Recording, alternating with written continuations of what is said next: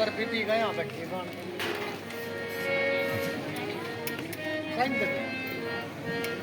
चला मतलब भाई। प्रभु तेरी कुदरत के बलिहार, प्रभु तेरी कुदरत के बलिहार, भेद न तेरा किसी ने पाया, भेद न तेरा किसी ने पाया, ऋषि मुनि गए हार, प्रभु तेरी कुदरत के बलिहार।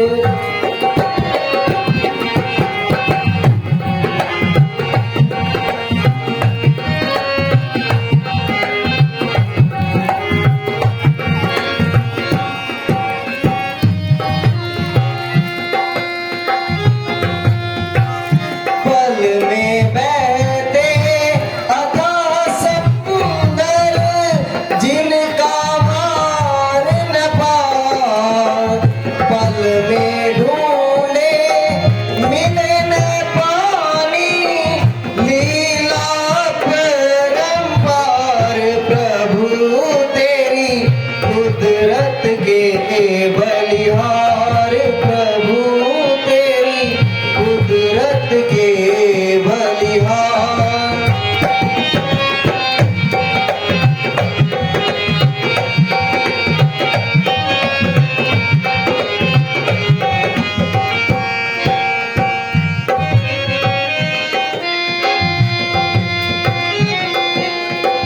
बल में तेरा जा कहला दे, प्रजा के सरदार, पल में भेष फकीरी करके छोड़ दिया घर बार, प्रभु तेरी कुदरत के बलिहार, प्रभु तेरी कुदरत के बलिहार।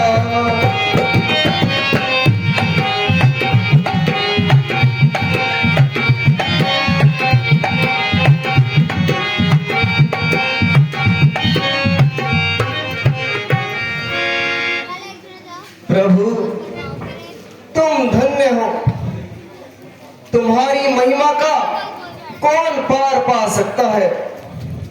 परमात्मन तुम्हारी लीला अपरंपार है, तुम्हारी कुदरत के भेद निराले हैं।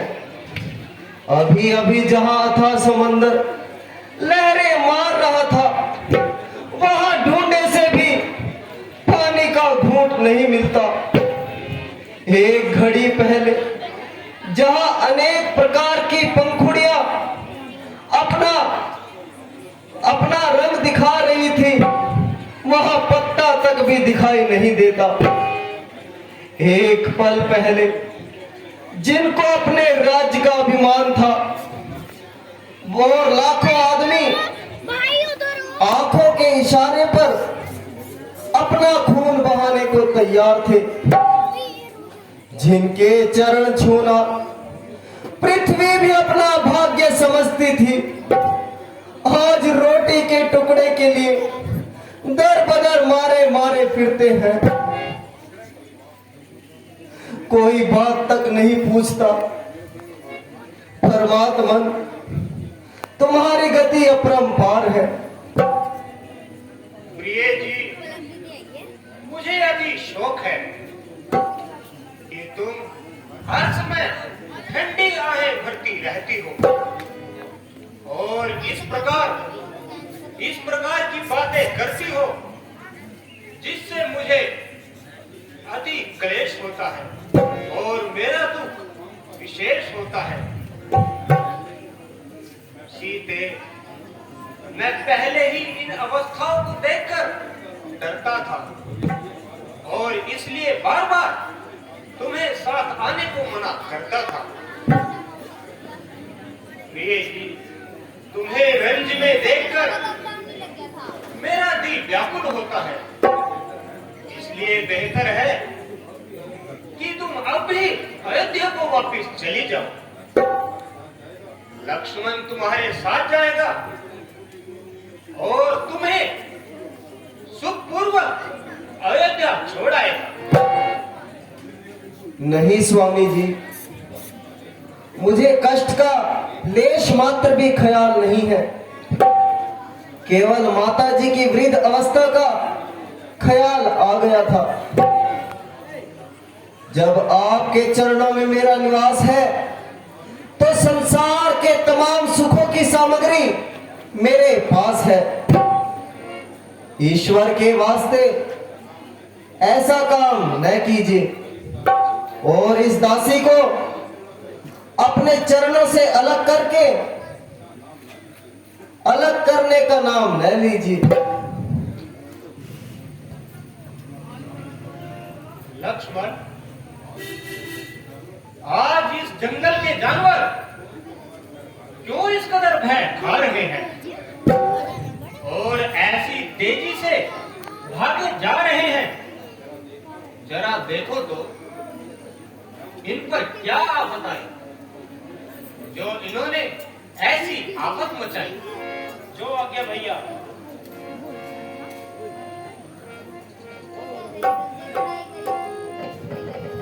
भाई साहब, होशियार हो जाइए। सूर्यवंशी झंडा वायु में लहरा रहा है और भरत बेशुमार सेना लिए हुए इधर ही आ रहा है। यदि भरत है तो तुम्हें किस बात का डर है? भैया, मालूम होता है उसकी तबीयत में अब भी शक है। भैया, यह केवल तुम्हारा ख्याल है।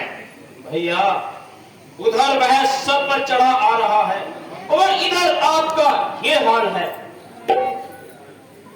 हे भाई, शीघ्र आज्ञा दो। भाई को अब समझूंगा मैं। अन्याय न्याय पर चढ़ता है, यह कैसे होने दूंगा मैं। पहले ही हृदय जल रहा है मजली माँ की करतूतों से। क्या दुख है राज छूटने का, पूछे कोई रजपूतों से। इस पर भी वह संतुष्ट नहीं, सेना में लड़ने आता है। असहाय समझ घर में हमको घेरने पकड़ने आता है। मेरे ख्याल में तो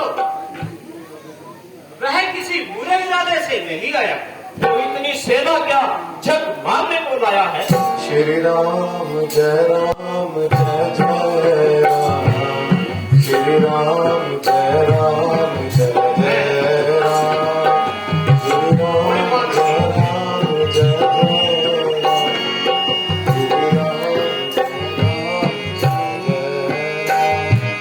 श्री राम जय राम जय जय राम। भैया भरत, प्यारे हमारे आंखों के तारे, प्यारे हमारे आंखों के तारे, रोते हो क्यों रे गर्दन उठाओ, मुंह तो दिखाओ, गर्दन उठाओ, मुंह तो दिखाओ, सदके हुए बार बार।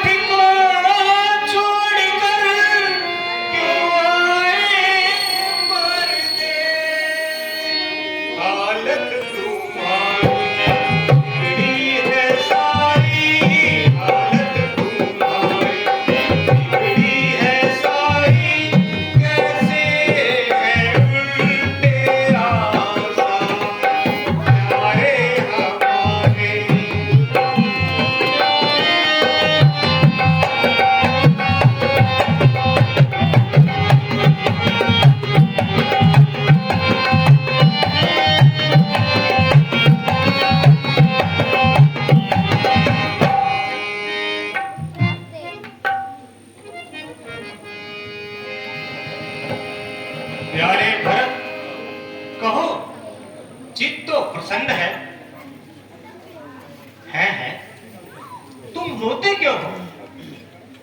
भैया, आखिर कोई कारण तो बताओ, कुछ हाल तो जताओ।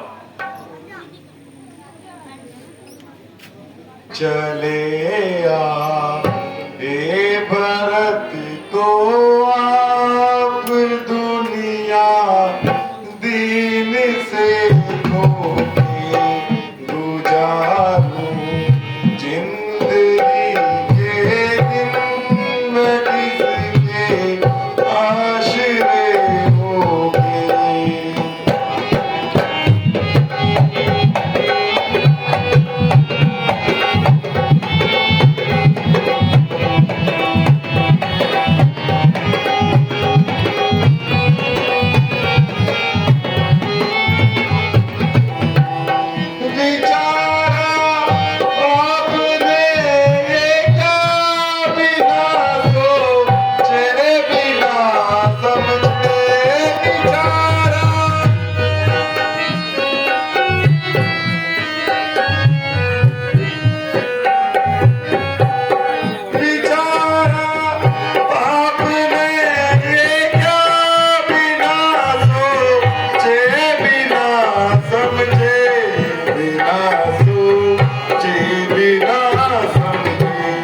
निकल घर से चले आए किसी के न रुके रोके।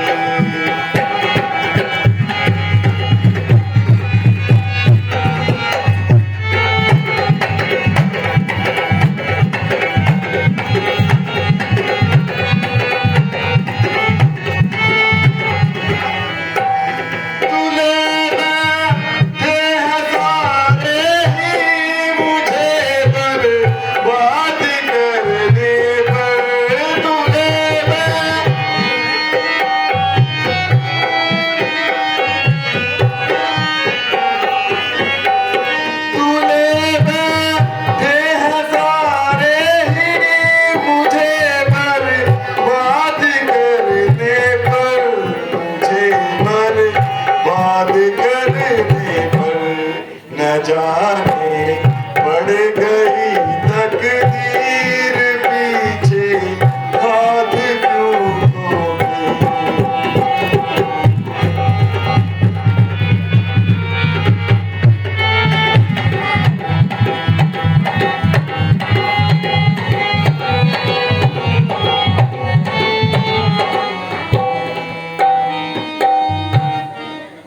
ना पूछे तुम पर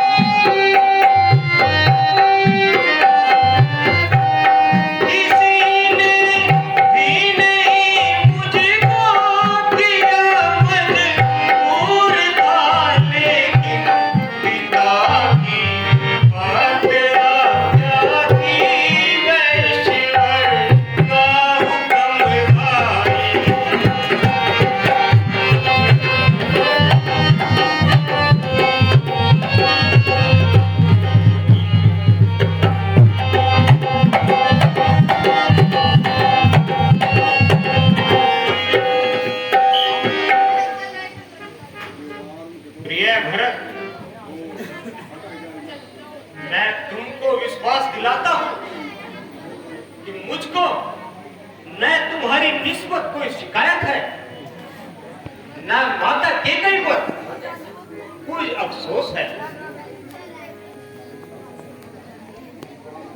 हाँ भ्राता जी, यह मेरे पूर्व कर्मों का फल है, इसमें आपका क्या दोष है? ओहो, यह तो शत्रुघ्न जी भी भागे आ रहे हैं। भैया, एक शत्रुघ्न तो क्या, बल्कि माता कौशल्या जी, व सुमित्रा जी और गुरु वशिष्ठ जी अयोध्या वासियों सहित तशरीफ ला रहे हैं। वह मेरी जन्म की शत्रु साथ में आ रही है।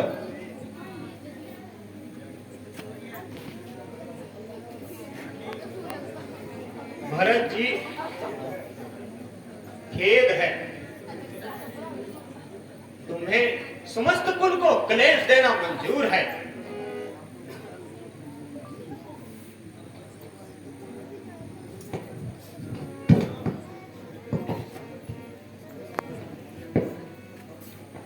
माता जी,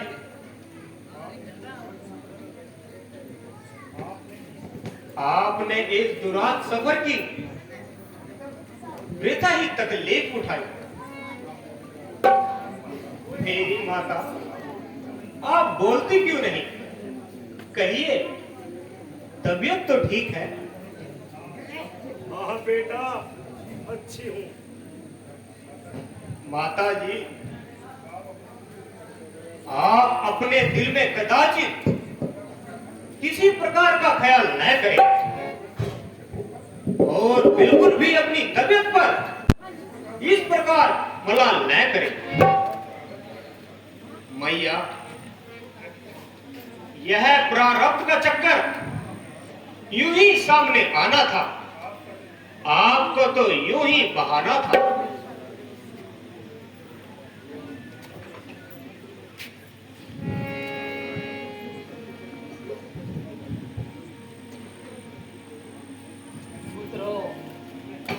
धन्य है कि दोबारा यह चांद सा मुकड़ा देखा, मगर अफसोस वह बेचारे अंत समय में भी तुम्हारा दीदार ना कर सके।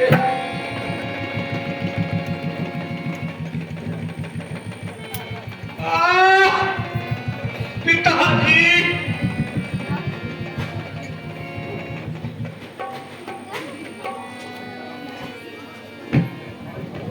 हाय हाय,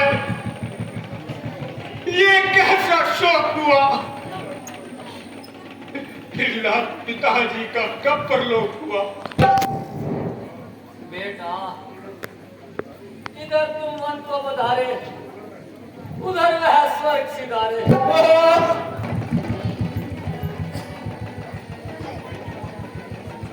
माता, क्या भाई भरत भी आने नहीं पाए थे?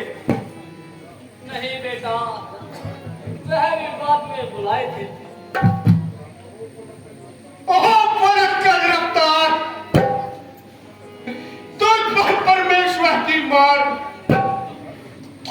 तू घर से निकाल कर भी हमको सताता रहा। हाय अफसोस, पिताजी का साया हमारे सर से जाता रहा।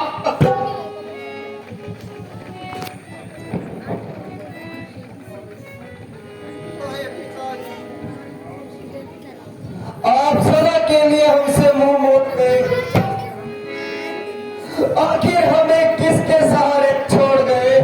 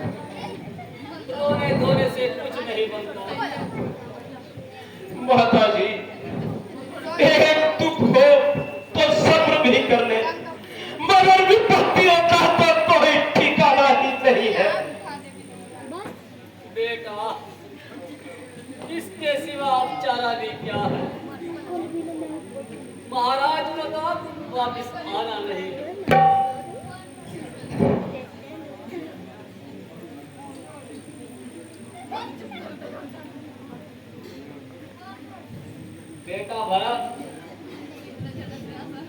आप अपने दिली अभिप्राय को बयान करो।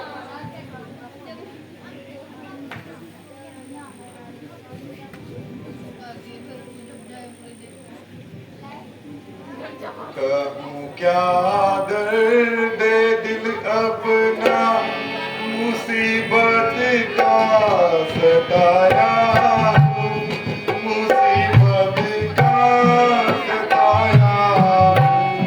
दुखी होकर के भ्राता जी तुम्हारी शरण आया हूँ, तुम्हारी शरण आया हूँ।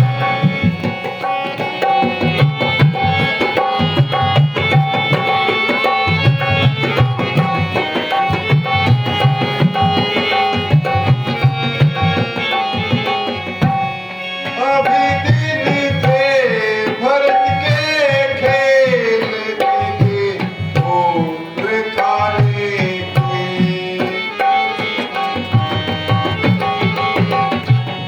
अभी दिन थे भरत के खेलने के, उम्र खाने की। मगर मैं इस अवस्था में नीला वारिस बनाया, मुसीबत का सताया।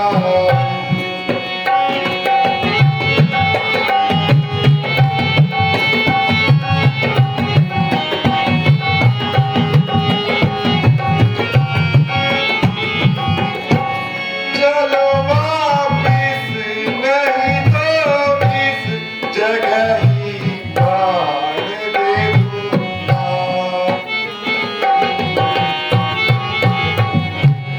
चलो वापिस नहीं तो इस जगह ही प्राण दे दूंगा।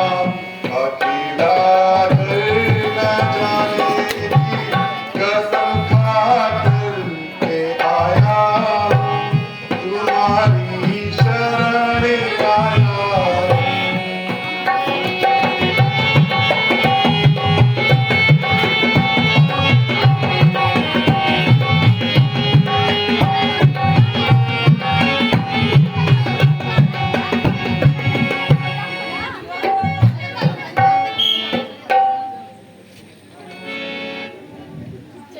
भ्राता जी, आशा है कि आप मेरी गुस्ताखियों को नजरअंदाज फरमाएंगे और तख्त अयोध्या को अपने कदमों से सरफराज फरमाएंगे। प्यारे भरत, तुम्हारा प्रेम जो कुछ मेरे साथ है उसे मैं खूब जानता हूं, पर तुम्हारे दिली अभिप्राय को और बखूबी पहचानता हूं। मगर क्या करूं, शास्त्रों की आज्ञा और धर्म की पाबंदियों से मैं मजबूर हूं। इसलिए 14 साल के लिए तुम्हारी नजरों से दूर हूं। बहुत अच्छा, अगर आपका यही धर्म है तो भरत के लिए भी सबसे बढ़कर यही शुभ कर्म है कि आपके चरणों में निवास करूं और खुद भी 14 साल का वनवास करूं। मेरे भैया भरत, तुम जाओ अवध।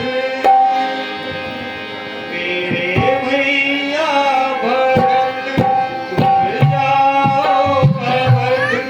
ये हुक्म हमारा है।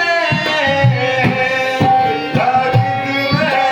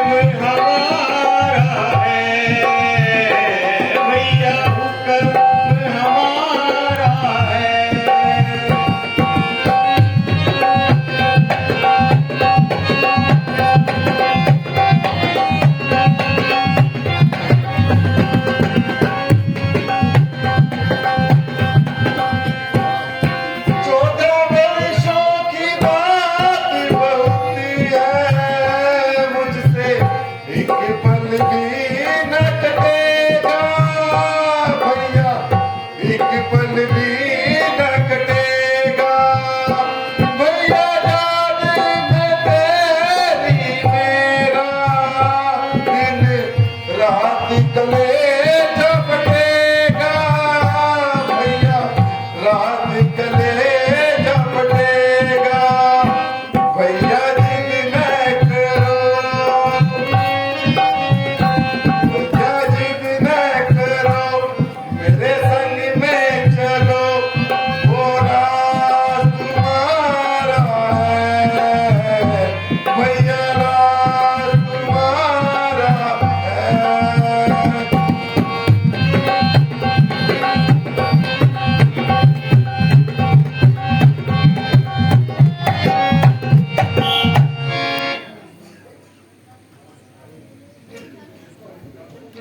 हाय क्या कहूं, भरत को मजबूर किया जा रहा है और जबरदस्ती आपके चरणों से दूर किया जा रहा है।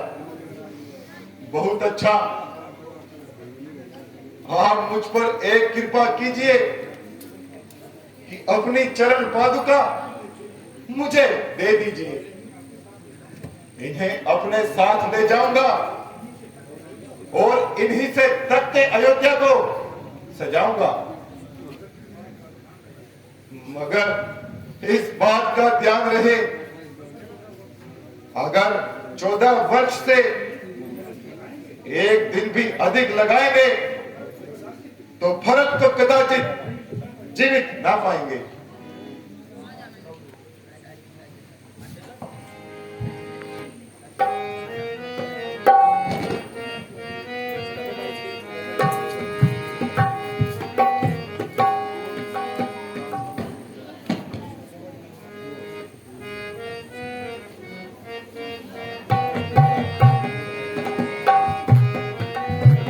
प्यारे भरत, तुम्हारा कहना स्वीकार करता हूं और इस बात का इकरार करता हूं कि 14 साल व्यतीत होते ही तुम्हारे पास आऊंगा और एक दिन की भी देरी न लगाऊंगा।